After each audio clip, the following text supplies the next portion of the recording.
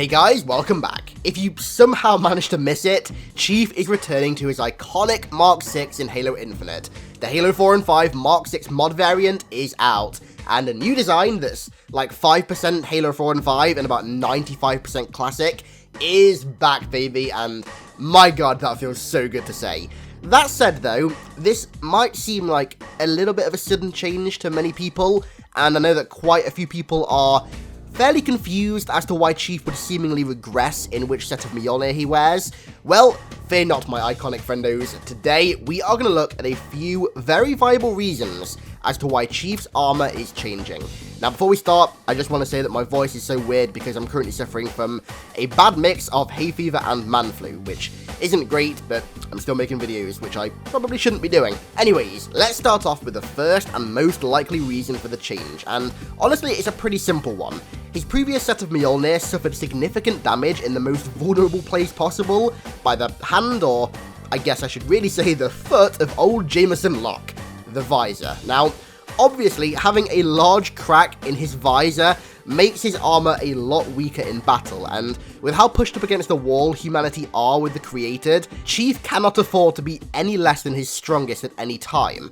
There's also the fact that having a crack in his visor means the Mjolnir suit isn't airtight, which means that if Chief needs to go into space to carry out EVA tasks or, you know, maybe give a Covenant back their bomb, he won't be able to. The vacuum of space will simply asphyxiate him after like 15 seconds, so he really can't be fighting with a cracked visor. Honestly, this to me does seem like the most logical reason that Chief gets his iconic old Mk.VI back, or at least a new variant of it, because, I mean, to put it plain and simply, his current armor is damaged, like significantly damaged, and it's not fit for the duties that he needs to use it for, so honestly, it just makes no sense at all that he'd keep it. At the very least, he'd get a new set of that Mk.VI, but, I mean, after all the feedback after Halo 4 and Halo 5, it makes perfect sense that his new armor is classic.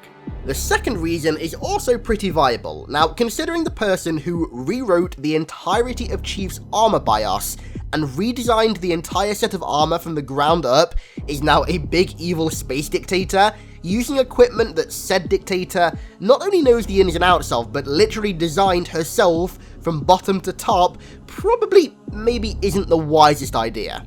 There are cases of AIs, specifically Foreigner ones, being able to hack into and not only disable, but control Mjolnir in the past. So for example, in Halo Last Light, the Foreigner AI, Intrepid Eye, was able to take complete control of Fred's Mjolnir and then manipulate it to try and kill Veta Lopis. Now, this is just hard confirmation that indeed, Mjolnir, Gen 2 in particular, is susceptible to hacking, and given the defensive protocols that are built into the armor, such as being able to completely lock it like we see in Halo Reach, it could be pretty devastating. When you combine this with the fact that Cortana literally built the BIOS of Chief's remade Mjolnir, and the fact that she redesigned the armor herself, you can start to see the many problems of keeping it. It just makes far more sense for Chief to use a set of Mjolnir that Cortana has no experience with, and considering the armor that he wears in Infinite looks like a sort of new interpretation of the classic Mk.VI, then it appears that this is the case.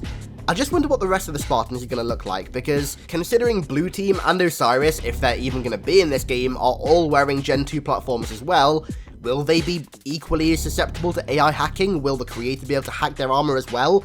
I don't know. I mean, it's likely given that Fred's armor was literally hacked into in Last Light, so maybe we see Osiris and Blue Team don more classic armors as well. I mean, I'm all for that. I dig that idea.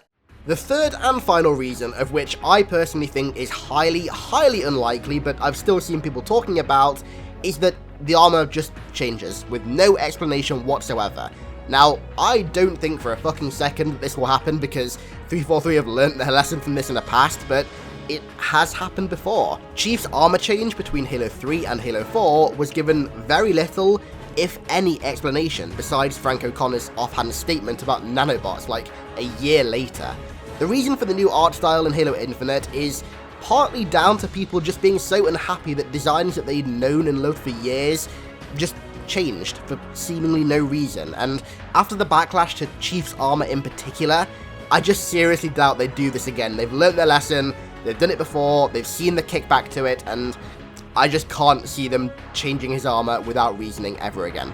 All in all, my dream explanation for the armor change would be a mixture of both the fact that his previous Mark 6 was damaged and the fact that it was susceptible to AI hacking, with Halo Infinite starting off with a sort of Halo 2 Armory style mission, where we sort of physically see Chief get rid of his old Mark 6 and equip that beautiful, iconic, classic-styled Mark 6. A man can dream. So that should just about cover it. Although I do absolutely want a canonical reason for the change in armor, unlike what happened last time, I'm just over the fucking moon that Chief's armor is the design that I love the most again. It's something that I just never thought I'd get to say. The one design I never thought 343 would change is Chief's armor, and the absolute mad lads went and did it. Feels good, man.